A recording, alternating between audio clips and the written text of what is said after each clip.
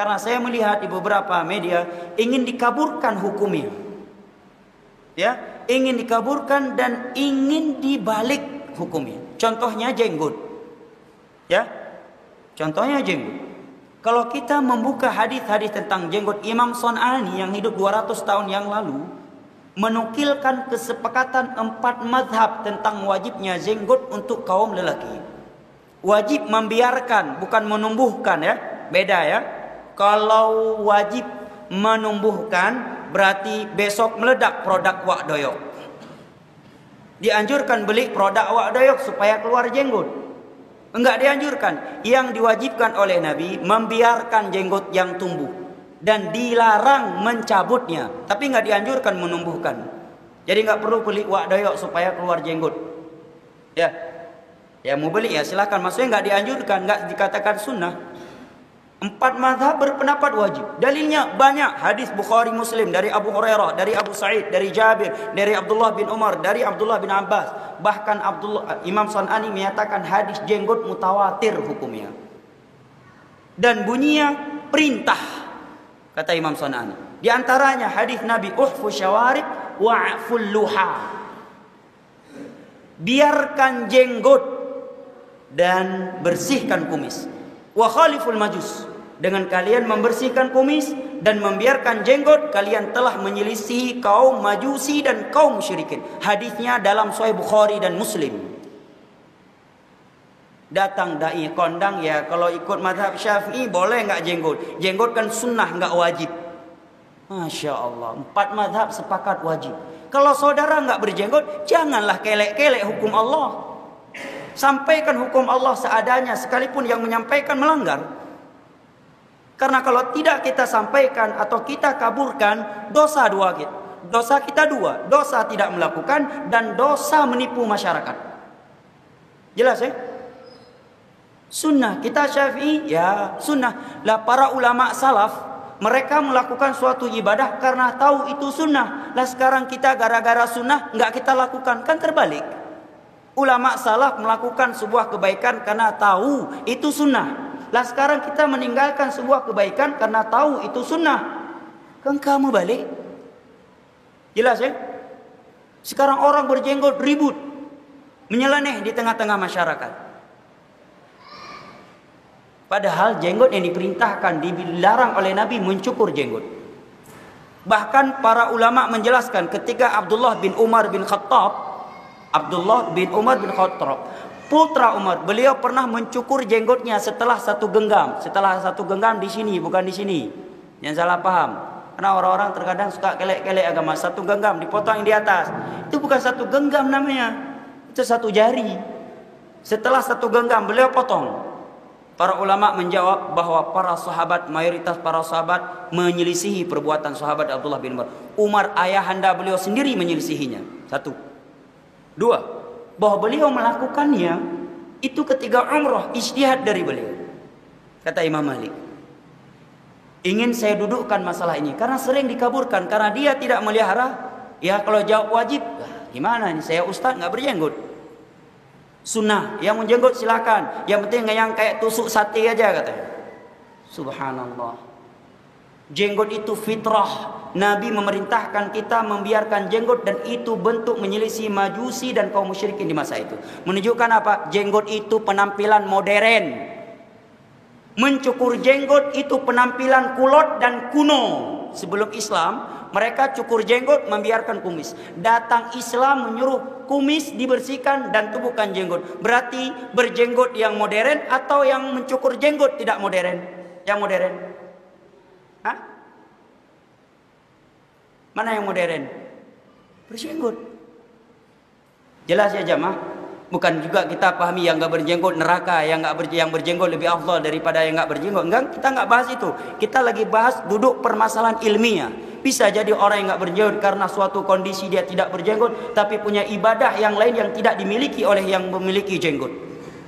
Sholat malamnya, sedekahnya dan seterusnya, keikhlasan dia. Kita sedang menuduh permasalahan ini karena sering ini dikaburkan. Contohnya masalah isbal juga. Sering nih di media-media dakwah dikabur-kaburkan hukumnya. Hadisnya jelas, hadis riwayat Muslim. Ada Sahih Muslim di sini, saya bukakan.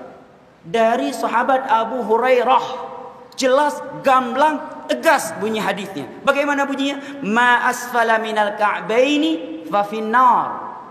Pakaian lelaki yang di bawah mata kaki, neraka tempatnya.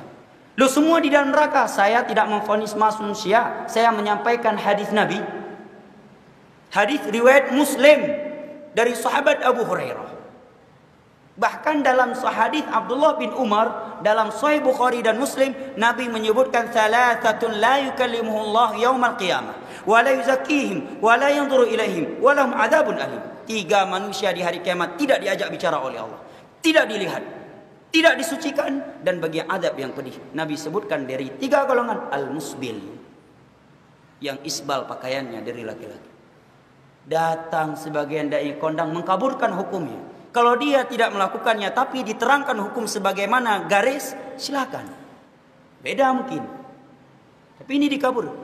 Kalau nggak sombong nggak apa-apa. Masya Allah. Udah jelas-jelas hadisnya riwayat Muslim dari Abu Hurairah. Bukhari Muslim Abdullah bin Umar. Nabi nggak merinci, kalau nggak sombong nggak apa-apa. Umum bunyinya. Ya kan? Jelas, gamblang, tegas bahasa Nabi. Bahkan di sana ada riwayat dari Tirmidzi dalam Sunan Tirmidzi dan Abu Daud, bunyinya fa innal isbala minal makhilah. Sesungguhnya isbal itu sendiri adalah bentuk kesombongan, kata Nabi. Nggak apa-apa kalau nggak sombong. Kenapa? Karena dia isbal. Ya. Akhirnya cari-cari dalil, dapat hadis Abu Bakar bahwa Nabi menyatakan ketika Abu Bakar, ya Rasulullah, ya sarungku isbal. Nabi menyatakan kamu bukan orang yang termasuk orang yang sombong. Masya Allah.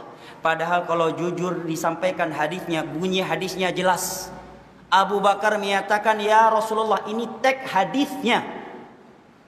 Ya Rasulullah, inna izari yastarkhi. Itu bunyi hadisnya.